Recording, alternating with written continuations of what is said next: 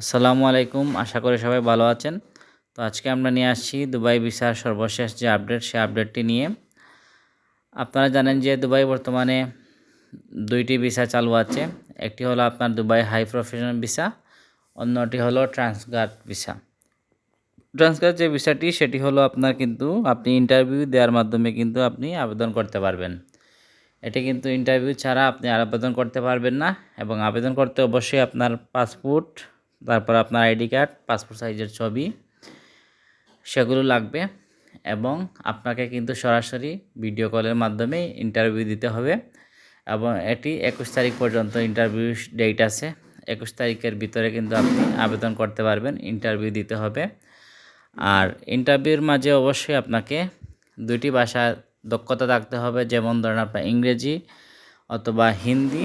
এই 2টি ভাষায় কিন্তু আপনার মোটামুটি একটু দক্ষতা থাকতে হবে, কারণ ইন্টারভিউ দিতে হলে আপনার এই 2 ভাষায় মোটামুটি একটু জানাশোনা লাগবে। অন্যদিকে যেটি হলো আপনার high profession visa, high profession ভিসায় কিন্তু আপনার বর্তমানে এইচএসসি কমপ্লিট থাকতে হবে, প্লাস আপনার একটু উচ্চশিক্ষিত হতে হবে।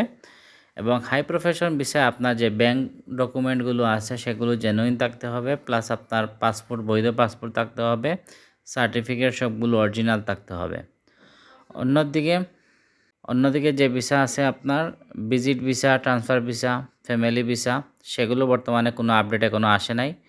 সেগুলো আসা মাত্রই আপনাদেরকে আমরা পৌঁছে দিব। আর ভিডিওটি যদি ভালো লাগে অবশ্যই আমাদের চ্যানেলটি সাবস্ক্রাইব করে রাখবেন।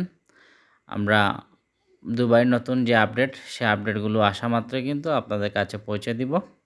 সবাইকে ধন্যবাদ সাথে থাকার জন্য।